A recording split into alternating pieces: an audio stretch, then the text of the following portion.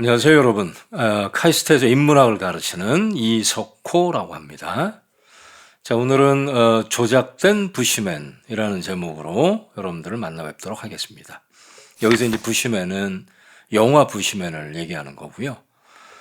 자, 여러분 그 부시맨 하면 뭐가 떠오르십니까? 아마 10명 중 9명은 그 하늘에서 떨어진 콜라병을 들고 좌충우돌하던 그 순박하고 우스꽝스러운 아저씨, 부시맨 아저씨, 니까우 아저씨를 떠올리실 텐데요. 1980년에 개봉을 해서 전 지구적으로 아주 초대박을 쳤던 영화죠. 문명을 전혀 모르는 원시인이 겪는 좌충우돌 코미디 영화인데 우리에겐 그저 그 배꼽을 잡는 추억의 영화 정도로 보이지만 사실 이 영화에는 아주 기괴하고 소름 돋는 진실이 숨어 있습니다. 자, 우리가 40년 넘게 순수함의 상징이라고 믿어왔던 그 모습들이 사실은 철저하게 조작된 연출이었다면 믿어지십니까? 자, 오늘은 그 웃음 뒤에 가려진 한 민족의 비극, 조작된 부시맨에 대해서 3부작으로 나눠서 여러분들과 생각을 한번 공유해 보도록 하겠습니다. 자, 먼저 영화 부시맨을 좀 잠깐 들여다보죠. 자, 영화 분석에 앞서서 부시맨이라고 하는 이 용어는 사실은 멸칭이죠. 그러니까 정치적으로 올바른 용어가 아닙니다. 요즘에 그 PC라고 부르는 Political Correctness, 그러니까 정치적인 올바름에 맞지 않는 용어죠. 요즘에 그 우리 생활 공간에서 쓰이는 정치적으로 올바르지 않은 용어를 고쳐 쓰는 그런 운동들이 활발하게 진행 중인데 그 중에 이제 대표적인 용어 중에 하나죠. 이 부시맨이라고 하는 것도. 부시가 숲이라는 뜻 아닙니까? 그러니까 숲 속에 사는 야만인, 문명과 거리가 먼 야만인. 이게 이제 부시맨의 이제 속뜻인데 이 뜻 안에는 이제 원시인 혹은 원주민에 대한 어떤 멸칭의 의미가 담겨져 있죠. 자, 그래서 사실은 부시맨이라고 우리가 부르면 안 되고 원래 이 부시맨이 산족이거든요. 산, S-A-N 영어로 산족 혹은 코이산족 이렇게 불러야 되는데 요즘 아무튼 그 인류학하는 사람들은 족이라고 하는 용어도 쓰지 말자는 이제 주장을 하기도 하죠. 왜냐하면 족이라고 하는 것이 국민국가와 이제 거리가 먼 사람들이 이제 소규모로 모여서 사는 이제 집단을 말하는 건데, 요즘에 국민국가의 어떤 형태로든지 포섭되어 있지 않는 종족은 별로 없죠. 이제 그런 의미에서 아무튼 인류학자들이 족을 쓰지 말자. 무슨 족 할 때 족. 그래서 싼족, 코이산족 이렇게 부르지 말자라는 주장을 하는데 오늘은 편의상 부시맨과 싼족을 섞어가면서 활용하도록 하겠습니다. 양해해 주시기 바랍니다. 자, 부시맨이라고 하는 이 영화 제목에 이 숨겨진 어떤 인종차별적 의미가 있는데 혹시 여러분들 고민해 보신 적이 있는지 모르겠습니다. 원래 영화 제목은 뭐였나요? 영어로 나온 그 영화의 제목은 부시맨이 아니고 God must be crazy 이렇게 돼 있어요. 그러니까 우리말로 이제 직역을 하면 신들이 미쳤나 봐. 이제 이 정도 뜻인데 여기에 도대체 무슨 멸칭의 함의가 들어 있다고 제가 말하고 있는 걸까요?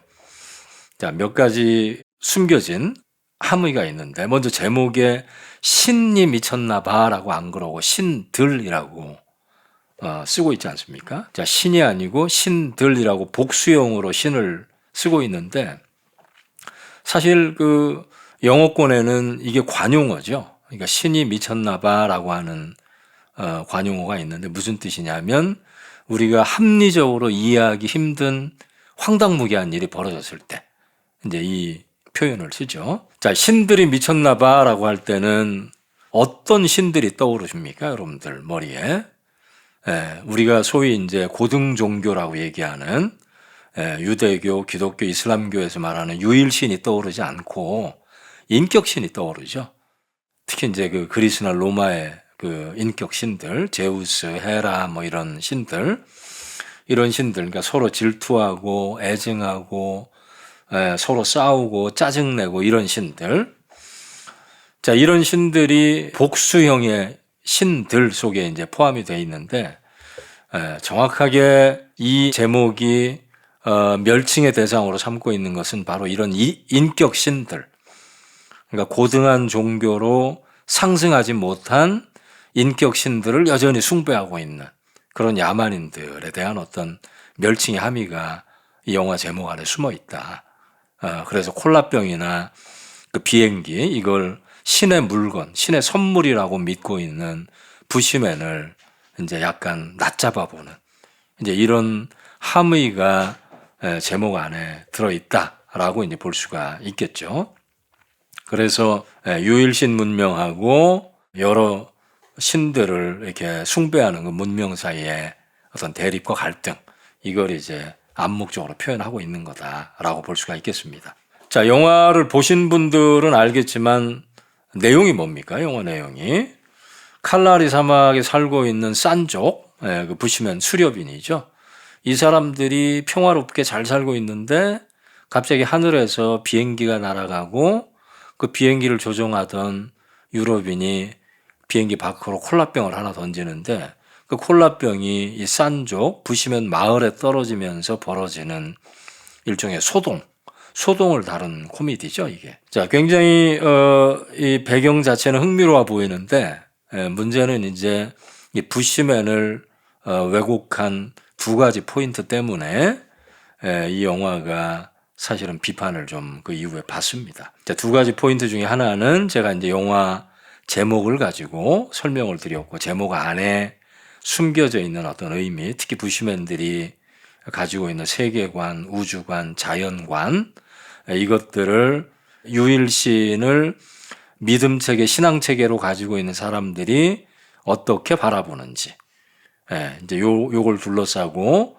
제목 안에 숨겨져 있는 은폐된 어떤 폭력, 이걸 가지고 첫 번째 이제 왜곡의 내용으로 설명을 드렸고, 근데 그 내용을 잘 보면 사실 혼란의 원인 제공자가 누굽니까? 지금 이 부시맨들이 하늘에서 떨어진 콜라병을 보고 일대 소동을 벌이는데 이 소동의 원인 제공자가 부시맨들일까요?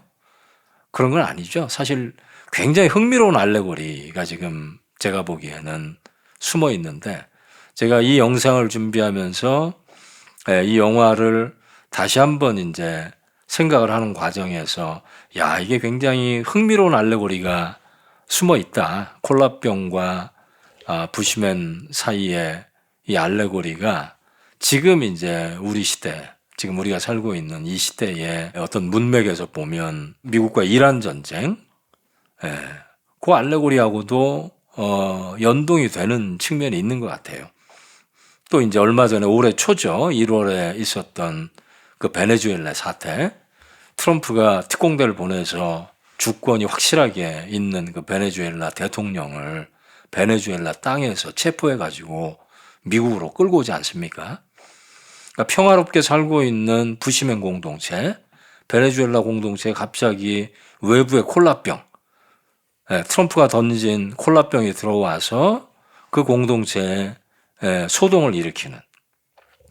지금 미국하고 이란 전쟁도 똑같죠. 옛날에 그 페르시아 문명을 계승해서 지금 아무 문제 없이 살고 있는 이란 땅에 갑자기 전쟁을 일으켜서 많은 인명들을 학살하고 있는 이 사태가 부시맨 영화에 숨겨져 있는 알레고리하고 흥미롭게 만나는 지점이 보여서 가슴이 아프면서도 놀라게 됐습니다. 이 영화가 부시맨을 대상으로 조작하고 있는 두 번째 대상이 있는데 바로 그 영화의 주인공 니카우 아저씨, 부시맨을 대표하는 니카우 아저씨, 아주 천진난만하고 때가 묻지 않은 그런 고상한 야만인, 소위 루소의 용어죠. 고상한 야만인. 영어로 노블 세비지라고 부르는 형용 모순이죠. 고상한데 야만인이에요. 무슨 뜻일까요? 고상한데 야만인. 그러니까 뭔가 아름답긴 한데 따르고 싶지는 않은.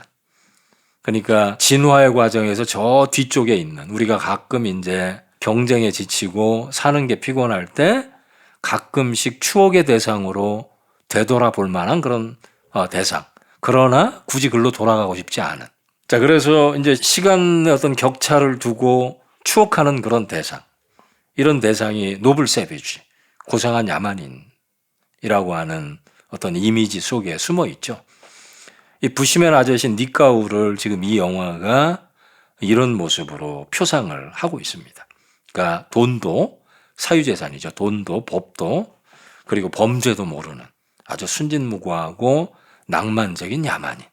이렇게 이제 이 아저씨를 그리고 있는데, 사실 이 고상한 야만인의 원형에 가까운 그런 이미지를 제공한 인물이 셰익스피어죠. 셰익스피어가 38편의 이제 장편 희곡들을 써내는데 그 중에 마지막 희곡이 템페스트라고 하는 희곡이죠. 거기 보면 아주 흥미로운 고상한 야만인의 어떤 원형적 이미지와 관련해서 흥미로운 내용이 나옵니다. 그 템페스트의 등장인물 중에 하나였던 곤잘로라고 하는 한 인물이 이제 유럽 그 왕실의 고위 관료인데, 이 사람이 이제 그 하는 얘기가 있죠. 무인도를 두고. 이 사람들의 머릿속에서 무인도는 사람이 살고 있지 않은 땅이 아니라 유럽 백인이 살고 있지 않은 땅. 그러니까 원주민들이 살고 있어도 셰익스피어가 활약했던 시절이 16세기, 17세기인데 이때까지도 유럽인들 머릿속에는 유럽 백인이 살고 있지 않은 땅은 다 무인도예요. 그러니까 원주민들은 인간 취급을 안 한 거죠. 원주민들이 살고 있어도 그 땅은 무인도. 그 말의 의미는 원주민들은 인간이 아닌 거죠. 아무튼 이 곤잘로라고 하는 인물이 그 무인도에 대해서 하는 얘기가 있죠. 이 무인도를 개발하지 말자. 왕한테 그렇게 제안을 하죠. 그 프로스페로라고 하는 왕한테. 그 이유가 뭐냐면 우리 문명 세계에 사는 우리 근대인들이죠. 17세기의 영국인들 혹은 유럽인들, 이탈리아인들 이런 사람들이 좀 지쳤을 때, 사는 일이 힘들고 괴롭고 이럴 때 돌아갈 고향 같은 곳이 있어야 된다는 거예요. 그걸 이제 무인도, 그리고 거기 사는 원주민 이런 사람들을 노블 세비지, 고상한 야만인의 원형.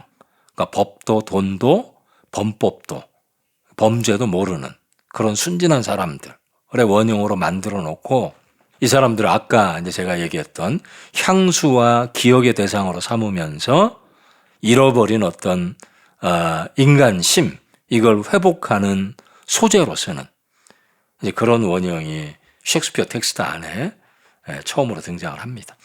그러니까 오늘날 여러분들 그 미국인들 보시면 그 플로리다 밑에 그 카리브해 섬들이 있잖아요. 글로 여름만 되면 휴가를 떠나죠.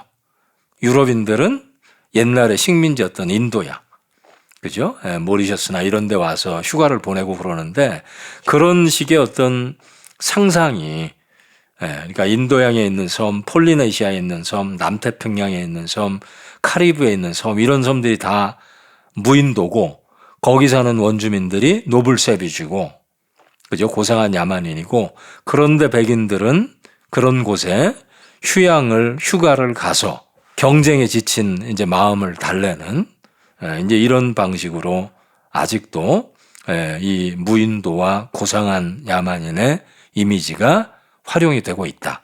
이렇게 볼 수가 있는 거죠. 이제 그런 맥락에서 이 부시맨 아저씨 니까우의 이미지도 이 부시맨 영화 안에서 이런 방식으로 소비되고 있다. 흥미로운 다큐멘터리가 하나 나오는데, 이 조작된 부시맨 영화가 나오고 이 영화가 부시맨들의 삶의 실상을 너무 무지막지하게 왜곡을 해서 이걸 비판하는 다큐멘터리가 몇 년 뒤에 만들어집니다. 그 제목이 뭐냐면 니까우, 어느 쿵족 여성의 이야기. 여기서 쿵족은 부시맨도 이제 여러 그 부족들이 있을 거 아닙니까? 그 중에 한 부족이에요. 제가 2부 영상, 3부 영상에서는 이 쿵족의 시, 쿵족은 종이에다가 시를 쓰는 게 아니라 말로 쓰는 거죠.